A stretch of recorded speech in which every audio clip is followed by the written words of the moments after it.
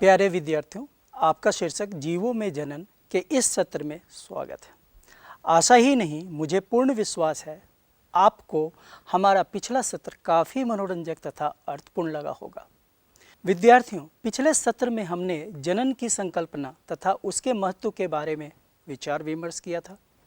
हमने जीवन अवधि, अमरता तथा मृत्यु की संकल्पना तथा उसका जीवन के साथ समागम को समझने की कोशिश की थी। साथ ही हमने जनन के प्रकार, लैंगिक तथा अलैंगिक जनन के विषय में भी पढ़ा। जीवों में जनन के इस विवेचन को जारी रखते हुए आज हम अलैंगिक जनन के विषय में बात करेंगे। आज हमारी कोशिश रहेगी कि हम कुछ बिंदुओं पर विचार विमर्श कर अध्ययन के परिणाम को प्राप्त करें। एक कोशिकीय तथा बहुकोशिकीय जीवों में अलैंगिक जनन की तुलना, किंगडम कवक में प्रमुख अलैंगिक जनन संरचनाओं की व्याख्या और शैवाल जैसे सरल पौधे, कायिक प्रवर्धन के विभिन्न तरीकों का विश्लेषण, मानव कल्याण के लिए इसके फायदे। विद्यार्थियों, अलैंगिक जनन को स्मरण करते हुए शुरुआत करते हैं। क्या आपने अलैंगिक जनन की मुख्य विशेषताओं को सूचीबद्ध किया? हाँ, अलैंगिक जनन में एकल जीव की भागीदारी होती है। युग्मकों का बिना संलयन से जीवों में परिवर्तन। विद्यार्थियों, क्या आप एकल जीव से उत्पन्न संतति की विशेषताएं सूचीबद्ध कर सकते हैं? हम इसे अमीबा के द्विखंडन में निरीक्षण कर सकते हैं। क्या आप अमीबा के दोनों संतति कोशिकाओं में अंतर बता सकते हैं? आप कोई अंतर नहीं देख सकते हैं। क्या आपको जनक कोशिका तथा संतति कोशिकाओं में समानता मिलती है? दोनों जनक कोशिका तथा संतति कोशिकाएं बिल्कुल समान हैं। वे दोनों एक दूसरे के बिल्कुल समरूप हैं। इन संतति कोशिकाओं को हम क्लोन कहते हैं।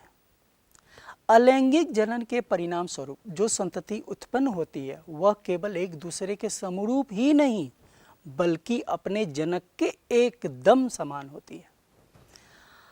आकारिकीय और आनुवंशिक रूप से एक समान जीवों के लिए क्लोन शब्द की रचना की गई है।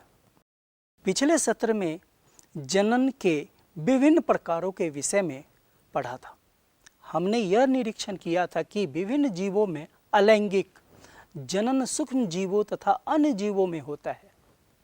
आइए एक कार्य करते हैं। कॉलम 1 में जीवों का नाम है तथा कॉलम 2 में समूह का नाम है। आपको जीवों को उसके समूह से मिलान करना है। स्क्रीन पर सही मिलान है। हमने इस कार्य में क्या समझा?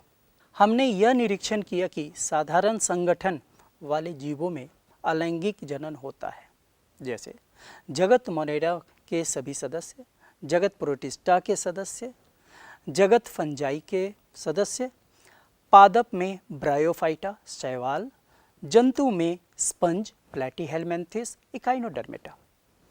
जीवों में अलैंगिक जनन को अच्छी तरह समझने के लिए कुछ उदाहरण को देखते हैं। आप स्क्रीन पर दो जीवों के अलैंगिक जनन को देख रहे हैं। पहला अमीबा में द्विखंडन तथा दूसरा यीस्ट में मुकुलन। क्या आप द्विखंडन तथा मुकुलन में एक समानता बता सकते हैं? हाँ, आप सभी सही हैं। दोनों प्रक्रियाओं में कोशिका विभाजन होता है। अब आप दोनों प्रक्रियाओं में अंतर बताइए। बिल्कुल सही। द्विखंडन में जनक कोशिका के अवयव समान रूप से संतति कोशिकाओं में विभाजित होते हैं। मूल कोशिका के विभाजन के बाद संतति अलग हो जाती है। मुकुलन में कोशिका विभाजन असमान होती है। संतान परिपक्व होने तक जुड़ी रहती है। इस समानता तथा अंतर से हम किस नतीजे पर पहुंचे हैं? हम यह कह सकते हैं कि द्विखंडन एक अलैंगिक विभाजन है जहां कोशिका दो समान हिस्सों में विभाजित होती है। संतान तेजी से वयस्कों में बढ़ती है। मुकुलन एक अलैंगिक विभाजन है जिसमें असमान कोशिका विभाजन छोटी कलियों का निर्माण करती है जो नए यीस्ट कोशिका में अलग होने और परिपक्व होने से पहले कुछ समय के लिए माता पिता से जुड़ी होती हैं। हम इस नतीजे पर पहुँचे हैं कि अलैंगिक जनन में एक कोशिकीय जीव में कोशिका विभाजन ही मुख्य पद्धति है।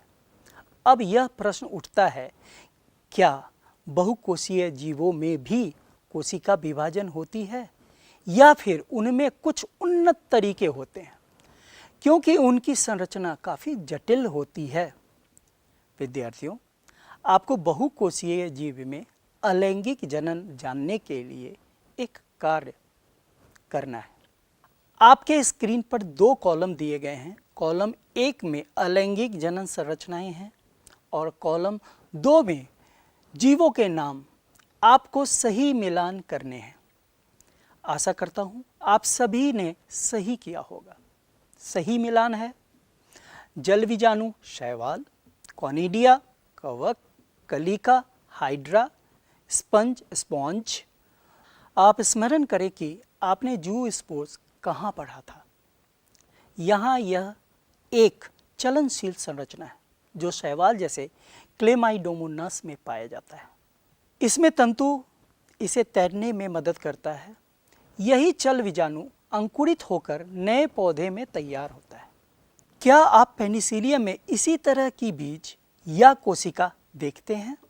हम कॉनिडिया के विषय में बात कर रहे हैं। यहाँ अलैंगिक बीज जो कॉनिडियोफोर पर विकसित होते हैं, कॉनिडिया कॉनिडियोपोइड के बाह्य रूप से उत्पादित होते हैं। विद्यार्थियों, आप चल बीजाणु और कॉनिडिया में तुलना कर सकते हैं, जबकि दोनों अलैंगिक बीज से उत्पन्न होते हैं। चल बीजाणु चलनशील होते हैं जबकि कॉनिडिया अचल। जल बीजाणु आंतरिक रूप से उत्पादित होते हैं जबकि कॉनिडिया बाह्य रूप से।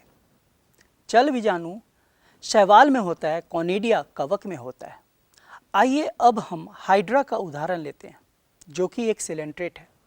आपको पता होगा कि हाइड्रा में अलैंगिक जनन किस तरह होता है। हाँ, हाइड्रा कलिका द्वारा अलैंगिक जनन करता है। कलिका अलैंगिक जनन का वह क्रम है जब एक बार उभार से एक कली का निर्माण होता है तथा लगातार कोशिका विभाजन से इस कली से एक पूर्ण जीवन का निर्माण होता है। नवनिर्मित जीवन अपने जनक से जुड़े होते हैं और परिपक्व होने के बाद अलग होते हैं। आइए एक और उदाहरण देखते हैं अलैंगिक जनन का। स्पॉन्ज में स्पंज, यह एक आंतरिक कली की तरह एक संरचना बनाते हैं जिसे हम जेम्यूल कहते हैं। यह प्रतिकूल परिस्थिति में इसका निर्माण होता है। वाकई में बहुकोशीय जीवों में अलैंगिक जनन के विभिन्न संरचनाओं को समझना मोहक है। आपने एक कोशिकीय तथा बहुकोशिकीय जीव के अलैंगिक जनन का निरीक्षण किया। एक कोशिकीय जीव में कोशिका विभाजन ही मुख्य तरीका है, जबकि बहुकोशिकीय जीव में विशिष्ट अलैंगिक जनन संरचनाएं पाए जाते हैं, जैसे कॉनिडिया, जेम्यूल्स, कलियां, चल बीजाणु। क्या इसी तरह की संरचनाएं उच्च पादप में भी पाई जाती हैं? हमने पिछली कक्षा में यह पढ़ा था किस तरह वानस्पतिक भाग से नए पौधों की उत्पत्ति होती है। क्या आप उस विधि का स्मरण कर सकते हैं? हाँ, उसे कायिक प्रवर्धन कहते हैं। आप स्क्रीन पर देख रहे हैं आलू का कायिक प्रवर्धन। आलू में जो गड्ढे हैं उसे गांठ कहते हैं। आलू एक कायांतरित तना है। इसी गांठ से अंकुरित होकर आलू का पौधा उत्पन्न होता है। अदरक की गांठ से जमीन के अंदर नया पौधा निकलता है। इसे प्रकंड के नाम से जाना जाता है। जलकुंभी, जल हायासिंथ भी एक कायांतरित तना है जो बगली से उत्पन्न होता है। इसे भूस्तरिका कहते हैं। जलकुंभी को बंगाल का आतंक कहा जाता है। प्याज भी एक कायांतरित तना है जो जमीन के नीचे उत्पन्न होता है। इसे प्याज का बुलबिल कहते हैं। ये सभी कायांतरित रूपांतरित तना है जो एक जनन संरचना का रूप लेकर नए पौधों का निर्माण करते हैं।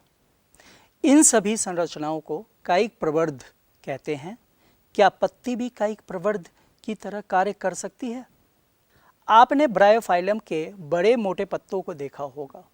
ऊपर इन पत्तों के किनारे बहुत सारी अपस्थानिक कलिका होती है। इन कलिका में जड़ें तथा तना पाया जाता है। एक खंड वृद्धि होने तक यह कली के रूप में पत्तों पर पाई जाती है और फिर यह पत्ती टूटकर जमीन पर गिर जाती है। कायिक प्रवर्धन में पौधों के वनस्पति भागों द्वारा नए पौधों का निर्माण होता है। संतति पौधे जनक पौधों से मेल खाते हैं। आइए कायिक प्रवर्धन के लाभ को समझें। कायिक प्रवर्धन बाकी सभी जनन के तरीकों से ज़्यादा तेज है। कायिक ऐसे पौधे परिणाम में अपने जनक पौधों से शारीरिक तथा आनुवंशिक रूप से समान होते हैं। मनी प्लांट का पौधा लगाने के लिए उसे तना से काट दिया जाता है जिसमें गांठ होनी चाहिए। फिर उसे हम किसी बोतल में पानी डालकर रखते हैं। हम यह देखते हैं कि गांठ से जड़ें उत्पन्न होती हैं और बोतल के अंदर जो जड़ें हैं वह मुख्य जड़ें, बाकी जड़ें उसे ऊपर चढ़ने में मदद करती हैं। आओ पुनरावृत्ति करें। हमने अलैंगिक जनन के बारे में समझा, एक कोशिकीय जीवों में कोशिका विभाजन को भी देखा, बहुकोशिकीय जीवन में अलैंगिक संरचनाओं के विषय में भी पढ़ा, विशिष्ट अलैंगिक जनन संरचना जैसे कॉनिडिया, जेम्यूल्स, कलियां तथा चल बीजाणु के विषय में पढ़ा, कायिक प्रवर्धन के तरीके तथा लाभ को देखा। आओ समन्वेषण करें। निम्नलिखित में से कोई एक लें। आलू, अदरक, प्याज, मनी प्लांट। उन्हें नमी, सूरज की रोशनी जैसे उपयुक्त वातावरण में रखें जहां वे उत्पन्न हो सकें। सारणी रूप में अपने अवलोकन को हर रोज नोट करें, तस्वीर भी लें। चंद शब्दों में अपने अनुभव को लिखें और अपने अध्यापक व दोस्तों को बताएं। विद्यार्थियों, आप कायिक प्रवर्धन का क्रियाकलाप अपने घर पर आराम से कर सकते हैं। अगले सत्र में हम पुष्पी पादपों और जीवों में लैंगिक जनन के बारे में वार्तालाप करेंगे। आशा करता हूं कि आपने इस सत्र का आनंद उठाया होगा। हम फिर मिलेंगे, तब तक के लिए धन्यवाद।